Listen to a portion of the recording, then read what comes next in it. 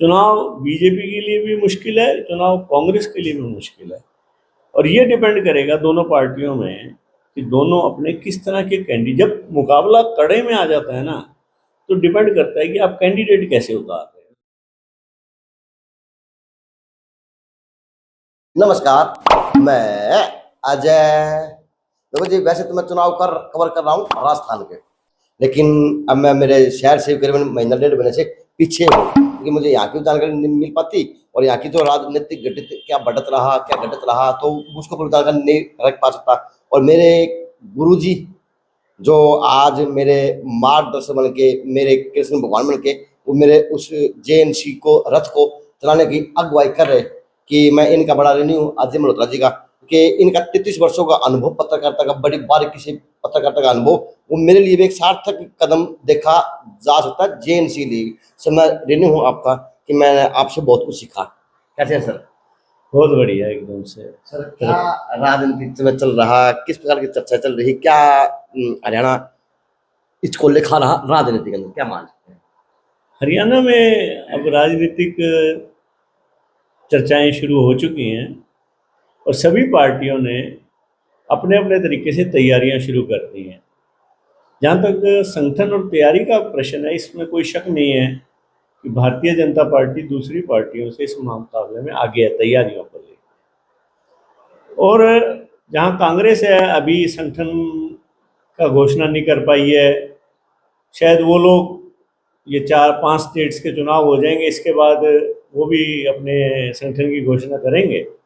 परंतु बीजेपी ने तो वो चीज़ अलग रख के हरियाणा और हर एक स्टेट अलग अलग से तैयारियां शुरू कर दी हैं इन्होंने। लेकिन सर, एक बात का अनुभव मैं क्या चाहता हूँ पत्रकारिता का, मैं लोगों के बीच में देख रहा हूँ, लोग चाह रहे हैं कि कांग्रेस पार्टी के जो नेता हैं उनको चाह रहे, कांग्रेस पार्टी की चर्चा कर रहे, लेकिन सर लगता नहीं कि कांग्रेस पार्टी की जो हाई कमान है, एड कमान है, हरियाणा की हो, देश की हो, वो कहीं ना कहीं एक कदम पीछे ही चल रही, जनता को सोच रही, पार्टियां पीछे अभी तक सोच मंथन कर रही। बिल्कुल ठीक बात है। जहाँ तक संगठन और तैयारियों की बात है, बीजेपी कांग्रेस से आगे है। और कांग्रेस एक बार बहुत ज़्यादा नीचे चली गई थी और वो दोबारा से उठ रही है। उनमें वो उतना कॉन्फिडेंस अभी नहीं डेवलप हुआ जितना बीजेपी में कॉन्फिडेंस है अभी। तो इसीलिए वो फैसले लेने में भी उनको देरी हो रही है। उनका नेतृत्व जैसे जैसे मजबूत बनेगा आगे, तो वो फैसले, वो भी फिर आदमी जैसे जो भी मजबूत हो जाता है उसको फैसले लेने में आसानी होती है। हम अपने आम जिंदगी में भी देखते हैं कि आदमी जब अपने अंदर मजबूत होगा तो उसके अंदर एक आत्म बल पैदा हो जाता है, हाँ, उसका विश्वास उसके अंदर पैदा हो जाता है और फैसले ले पाता है। तो कांग्रेस तैयारी पे तो है, परंतु इसमें कोई शक नहीं है कि बीजेपी अभी तैयारियों में उनसे आगे है। सर, कहीं ना कहीं अगर बात करूं ग्राउंड की, पिच की तैयार हो रही, राजनीति मंच अगले साल सज जाएगा। मार्च अप्रैल में एमपी के चुनाव है, अक्टूबर नवंबर में चुनाव आपके एमएलए देखे जाएंगे। लेकिन सर, जिस प्रकार से अब भाजपा पार्टी की बात, प्रदेश की बात हो, तो चेहरों को बदले जा रहा है। जैसे प्रदेश अध्यक्ष कल बदले गए हैं, अब नायब सिंह सैनी साहब को प्रदेश अध्यक्ष बनाए, तो इसकी सर कोई आकलन लगाया जा सकता है क्या? इसमें कोई शक नहीं है, दोनों पार्टियों ने, कांग्रेस ने भी बीजेपी ने भी अपने पासे फेंकने शुरू कर दिए। कांग्रेस ने जो इंडिया गठबंधन है उसके तहत पहले पासा फेंका कि बैकवर्ड के लिए जनगणना होनी चाहिए। कांग्रेस का ये मानना है कि नरेंद्र मोदी का मुकाबला करने के लिए पहले बैकवर्ड वोट में डेंट डाला जाए।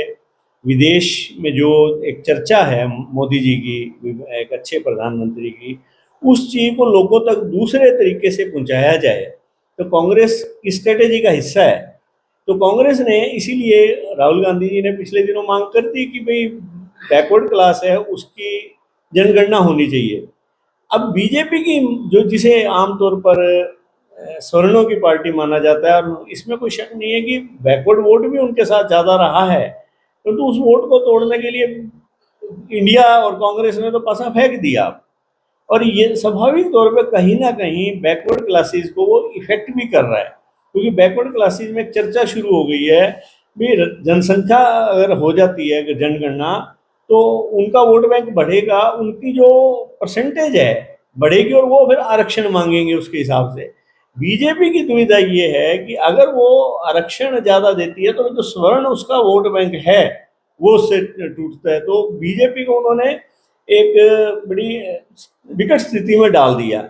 अब उसकी काट के लिए बीजेपी ने हरियाणा में ही नहीं, पूरे देश में इस चीज पे एक रीथिंक शुरू करा है बड़े लेवल पर।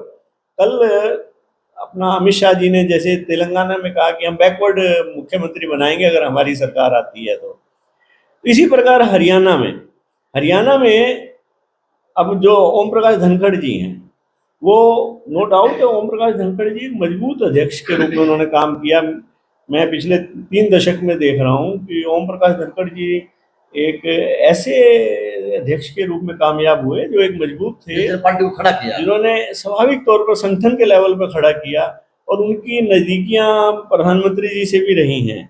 परंतु उनको काटना और फिर एक जाट चेहरे को काटना, क्योंकि बीजेपी में कोई लंबा चौड़ा कोई मजबूत जाट चेहरा नहीं है जिसको दिखा के वो पूरे हरियाणा में घूम सके हैं। परंतु वो क्षेत्र हिसाब से हैं, अभिमन्यु जी हैं, चाहे आपके जेपी दलाल हैं, धर्मवीर जी हैं, ये सारे विजेंद्र हैं एमपी, ये अपने अपने एरिया के नेता हैं। बीजेपी ने अब हमें अपने जो मनोहर लाल जी हैं उन्होंने डबल गेम खेला है। उन्होंने देखा कि लोकसभा चुनाव है तो उन्होंने क्या किया कि एक तो बीजेपी अब इस बैकवर्ड को रिझाने के प्रयास में है ही, और ऊपर से उनको ये लग रहा था कि कहीं आने वाले समय में जब टिकटें बटेंगी तो बीजेपी के अंदर अध्यक्ष का भी कहीं ना कहीं रोल रहता है। तो ऐसे में क्यों ना अपनी टीम पूरी होनी चाहिए ताकि चुनाव में वो अपनी टीम के सहारे पे उतर सकें। तो उन्होंने प्रधानमंत्री जी से अनुरोध करके और मौका था और बैकवर्ड के नाम पर उन्होंने सैनी जी को ले आए। सर इस प्रकार से हम आकलन कर सकते हैं कि बात का कि राजनीतिक अगर हरियाणा की बात करूं तो जाति के आधार पर टिकट देखी जा सकती है, जात की हो, समाज की हो, प्रमुखता रही है। लेकिन सर अब लगता है कि जी जाट कैंडिडेट को पीछे बैक पे कर दिया, राष्ट्रीय पद दे दिया गया और बीसी समाज को आगे किया जा रहा है, तो बीसी वोट के लिए लुभावने वाली बातें नहीं है सर? क्या क्या रहता है? नहीं, ठीक ठीक बात है आपकी। देखो ये तो इसमें तो कोई शक ही नहीं है कि पिछले कुछ सालों से जो जाट कह लो, किसान कम्युनिटी कह लो, जिसमें जाट भी आ गया, सिख भी आ गया, कहीं ना कहीं सरकार से बीजेपी से नाराज है।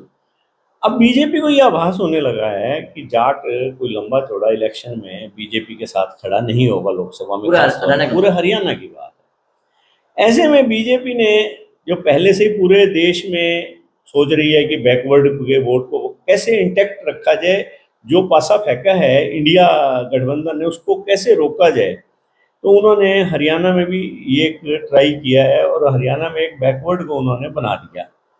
अब देखो ये तो जनता पे डिपेंड करता है वोट में कि वो उस चीज को कितना एक्सेप्ट करेगी। इसमें कोई शक नहीं है कि आपने एक चेहरा बना दिया, इस तरह के पहले भी होते रहे हैं। भैया आपने जैसे किसी जाति के व्यक्ति को वाइस चांसलर बना दिया, किसी को एमएलए बना दिया, जब वोट का टाइम आता है वो मटेरियलाइज होगा या नहीं होगा ये कोई श्योर नहीं है। परंतु बीजेपी का प्रयास पूरा है, क्योंकि उन्होंने जैसे राव इंद्रजीत हैं उनको मंत्री बना रखा है, आपके कृष्णपाल गुर्जर को मंत्री बना रखा है, अब सैनी जी को अध्यक्ष बना दिया। तो बैकवर्ड में पूरी तरह से बीजेपी डोरे डालने का प्रयास करेगी, क्योंकि एक बड़ा वोट बैंक जो जाट और सिख है वो सीधा सीधा बीजेपी के खिलाफ होता जा रहा है। ये लगता नहीं कि जो जाट बेल्ट की अगर नेता की बात करूं तो उनके प्रदेश अध्यक्ष का पद था, लेकिन अब ये प्रदेश अध्यक्ष का पद देने पर जाट तो समाज और भी ज्यादा नाराज हो जाएगा। इससे कुछ तो साफ है ही नहीं, ज्यादा तो और नाराज हो जाएगा। एक्चुअली जो जाट है ना वो बेसिकली बीजेपी से अब की बात नाराज दिखाई देता है और इससे कोई ज्यादा लंबा चौड़ा फर्क नहीं पड़ने का। बीजेपी ने देखो बहुत बड़ी पार्टी हर एक चीज कैलकुलेशन से करती है, उन्होंने ये चीज तो पहले ही देख ली होगी कि भाई अगर हम जाट को हटाएंगे तो कितना असर पड़ेगा, ये उनके पास पहले डाटा आ गया होगा सारा। तो उनका जो डाटा ये कहता है कि जाट को हटाने से कोई लंबा चौड़ा हमें फर्क नहीं पड़ेगा, जिस जाट ने वोट देना है मोदी के नाम पे देगा, पहले भी देना था और अब भी देना है तो देगा, बल्क नहीं देगा। सर इससे अब ये फर्क नहीं पड़ेगा कि अब नए प्रदेश अध्यक्ष चुने जाएंगे तो वो अपने कार्यकारिणी है, वो अपने कार्यकर्ता वो बढ़ाने का काम करेंगे, जो वर्तमान की जमी कार्यकर्ता पैंट थी वो अब दोबारा से नई शुरुआत नई दौर से शुरू होगी, बीसी वर्ग के नेतागृह में हो। देखो इसमें कोई शक नहीं है कि जो धनखड़ थे वो संगठन के मामले में दूसरों का हस्तक्षेप ज्यादा पसंद नहीं करते थे, जहाँ तक मुख्यमंत्री लॉबी की बात है। वो ऊपर शीर्ष नेतृत्व नड्डा जी से अपना गाइडलाइंस लेके और उनके साथ बैठ के कर लेते थे। इस चीज़ का कहीं ना कहीं मेरे को ये लगता है कि मुख्यमंत्री जी को भी टीस रही होगी, भाई ये ऐसे ठीक नहीं है। यानी हमारे पास ना आगे से सीधा ऊपर दिल्ली तो दिल्ली जाना। उन्होंने जिला अध्यक्ष भी मैक्सिमम जिलों के अंदर आप देखो, उन्होंने अपने जो टीम के लोग थे उनको बनाया। वो आप भिवानी देख लो, रोहतक देख लो, सोनीपत देख लो, वो कहीं ना कहीं ये दिखाई देता है कि सीधा तौर पे धनखड़ जी ने अपने हिसाब से बनाया, ना कि मुख्यमंत्री जी के हिसाब से। अब जब लोकसभा की टिकटों की बात आएगी या नगर निगम के चुनाव कई जगहों पे होने हैं, आगे विधानसभा के होने हैं, तो अध्यक्ष का भी कहीं ना कहीं से होती है, ओपिनियन मानी जाती है। ये बीजेपी के अंदर ऐसा नहीं है कि अध्यक्ष तो मुख्यमंत्री जी के लिए दो गेम थे। एक तो अपने लॉबी के हिसाब से अध्यक्ष बनाना ताकि टिकटें उसी हिसाब से अध्यक्ष और मुख्यमंत्री जी मिलके एक कॉमन उससे कर चला सकें। दूसरा, अब संगठन है जहाँ तक, अब जैसे आपका भिवानी है, धुप्पड़ जी, प्रिया सीजा, सभी धनखड़ जी लॉबी के आदमी हैं। विधायक जी या दूसरे लोग जो मुख्यमंत्री की लॉबी के अपने आप कहते हैं, उनका उनका आपस में नहीं तालमेल, तो स्वाभाविक है वो अब एक नई टीम बनेगी। जो एक नया प्रधान आएगा वो लोकसभा विधानसभा को भी ध्यान में रखेगा ताकि उस टीम से अपने काम करवा सके, और मुख्यमंत्री लॉबी भी कहीं ना कहीं प्रभाव रहेगा उस लिस्ट पे। और आने वाले समय में जो लिस्ट बनाई जाएगी वो इन चीज़ों पे तो ध्यान होगा, और वो जो नए अध्यक्ष हैं वो भी तो अपनी एक टीम बना के काम करें जिसे आसानी से काम करवा सकें। कहीं ना कहीं हरियाणा के मुख्यमंत्री प्रदेश अध्यक्ष कहीं मीठे मीठे या नाराज से थे, क्योंकि उनका हाथ है उनको हाँ, मतलब कि मैं ये नहीं कह सकता नाराज थे, परंतु कहीं ना कहीं विचारों में समावेश नहीं था, मतभेद था कहीं ना कहीं, जो दिखाई देता था कई मामलों में।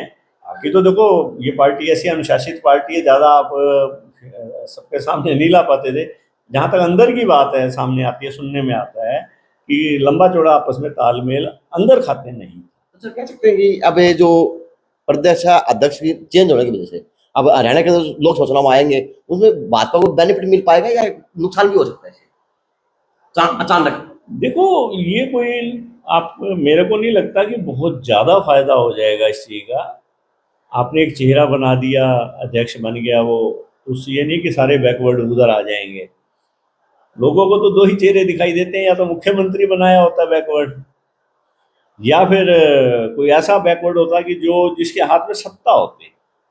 तो कोई ज़्यादा फौरी तौर पे ऐसा नहीं लग रहा कि बहुत ज़्यादा फायदा होगा। अब ये डिपेंड करता है कि बीजेपी आने वाले चुनाव में कितने बैकवर्ड और किस तरह के बैकवर्ड नेता चुनाव में उतारती है, उस पर डिपेंड करेगा कि फायदा होगा या नहीं होगा। क्योंकि अब बाल इंडिया वालों ने डाल दिए है बीजेपी के पाले में, अब वो कैसे खेलेंगे उससे अब उन पर डिपेंड है।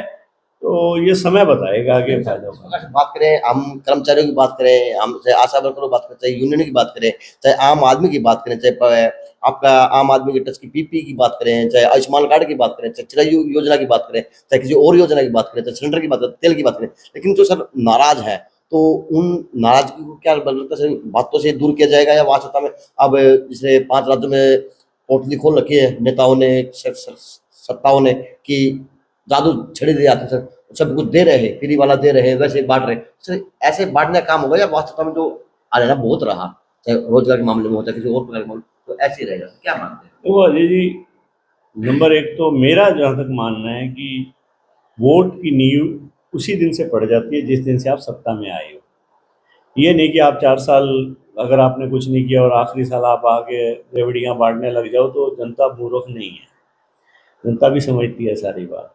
अगर बीजेपी को वोट मिलेगा, अगर उन्होंने 4 साल अच्छे काम करे हैं तो जनता वोट देगी। और जहाँ तक ये आखिरी सालों में फ़ायदे देने की बात होती है ना, ये थोड़ा गुस्से को कम कर देती है, परंतु ये ज़्यादा वोटों में कन्वर्ट नहीं कर पाती, मेरा ये मानना है। सर क्या मानते हैं अब आप 30 वर्षों का अनुभव रहा राजनीति का, जिस प्रकार से दूसरी योजना से MP साहब हैं, तीसरी योजना से यहाँ के एमएलए हैं, और दूसरी योजना से आपके भाजपा के नगर परिषद की बात करूँ, वो चेयरपर्सन है, चेयरमैन है। तो क्या लगता है कि इन नेताओं को दाव खेला जाएगा, या अब की बार कहीं ना कहीं शहर भी बदलाव देख रहा है, या इस शहर की राजनीति की आवाज बन चुकी बदलाव, क्या मानते हैं? एक्चुअली क्या है कि जहाँ तक एमपी है या एमएलए हैं, दोनों, मेरा ये मानना है कि मोदी जी के नाम पर चुनाव जीते हुए, अगर बीजेपी आगे मजबूत रहती है तो बीजेपी के कैंडिडेट्स को फायदा होगा। हाँ, जहाँ तक इन दोनों की बात है, देखो पार्टी ये सर्वे करवा रही है, पार्टी एक इंडिपेंडेंट एजेंसियों से 2-3 से सर्वे करवा रही है भी कौन सा चेहरा और कौन सी कास्ट का कैंडिडेट उनको सूट करता है। तो नो डाउट, जहाँ तक सांसद का प्रश्न है, आज की तारीख में धर्मवीर एक मजबूत कैंडिडेट हैं, बीजेपी की दावेदारी उनकी सबसे सशक्त है, परंतु ऐसी बात नहीं है, दावेदार और भी हैं। सशक्त धर्मवीर की दावेदारी के बाद उसी लाइन के अंदर कहीं सुधा यादव का नाम जोड़ दीजिए, जेपी दलाल जेपी दलाल जी का नाम जोड़ सकते हैं हम लोग। सुधा यादव जी हैं, जेपी दलाल हैं, धनखड़ जी हैं, धनखड़ जी खुद है, ये लोग भी लाइन में हैं, परंतु वर्तमान सांसद की दावेदारी सबसे सशक्त है। अब ये डिपेंड करता है कि भारतीय जनता पार्टी का सर्वे और जातीय समीकरण उनको क्या बताते हैं, वो सारा डाटा हाईकमान के पास है, और आने वाले समय में जनवरी तक वो इस चीज़ पे फैसला ले लेंगे। सर क्या लगता है कि अब की बार अगर चुनाव होगा 24 का, क्योंकि दूसरी योजना से भाजपा से, तो अब की बार कांग्रेस के लिए काटो भरी राह रहेगी, या फिर भाजपा के लिए काटो भरी राह साबित होगी? अब की बार चुनाव की बात करें तो उसकी बात करें, देखो 24 का चुनाव आसान किसके लिए रहेगा? आसान किसी के लिए नहीं है। चुनाव बीजेपी के लिए भी मुश्किल है, चुनाव कांग्रेस के लिए भी मुश्किल है, और ये डिपेंड करेगा दोनों पार्टियों में कि दोनों अपने किस तरह के कैंडिडेट, जब मुकाबला कड़े में आ जाता है ना, तो डिपेंड करता है कि आप कैंडिडेट कैसे उतार रहे हैं। दोनों पार्टियां, लोग ये भी देखेंगे, क्योंकि आप ये नहीं कि जब देखो जब एक चेहरे पे चुनाव चल रहा है तब तो आप गधे को भी खड़ा कर दोगे, वो भी जीत जाएगा, बट अगर आप चुनाव मुकाबले में आ रहा है तो देखो आपको दोनों पार्टियों को बहुत सोच समझ के कैंडिडेट उतारने पड़ेंगे। और इसका एग्जांपल आपने अब ये 4 या 5 स्टेट्स में जो चुनाव हो रहा है, या इससे पहले कर्नाटक में हुआ है, हिमाचल में हुआ, आपने देखा हो कि सभी पार्टियों ने बहुत ज़्यादा कंसंट्रेट किया भी कैंडिडेट कैसे उतारे जाएं, चाहे उसके लिए उन्हें कोई भी कीमत चुकानी पड़ी। तो अब वो ये नहीं कि इसको उठाया, इसको टिकट दे दी, ये इसका भतीजा है, ये इसका भाई है, ऐसा नहीं चलेगा। दोनों को कैंडिडेट बहुत सोच समझ के उतारने होंगे, और जो सोच समझ के उतार देगा वो चुनाव में बाजी मार जाएगा। Thank you sir. तो जी बात की सीनियर हमारे पत्रकार से, गुरुजी से, क्योंकि हम तो साथी नहीं कर सकते, क्योंकि इनके आशीर्वाद से आज मैं हूँ और मेरी जो टीम है वो काम कर रही है। लेकिन ये है कि वास्तवता बताई गुरुजी ने कि जो जिस प्रकार की राह होगी वो ना तो कांग्रेस के लिए आसान होगी, ना वो भाजपा पार्टी के लिए आसान होगी, लेकिन कहीं ना कहीं जो प्रदेश अध्यक्ष बदलने की प्रक्रिया है, प्रदेश अध्यक्ष की जो सूची बनी है, उसके हिसाब से अब कह सकते हैं कि कहीं ना कहीं अब नई कार्यकारिणी साबित होगी पूरे प्रदेश की, और उस कार्यकारिणी से कितना फायदा भाजपा ले पाएगी, कितना दे पाएगी लोगों को। लेकिन ये है कि अब भविष्य के गर्व की बात, लेकिन राह आसान किसी के लिए नहीं है आने का, जब भी वाणिज्य जिलेगा। JNC न्यूज से अजय नायक, दीपांशु शर्मा गया खाली।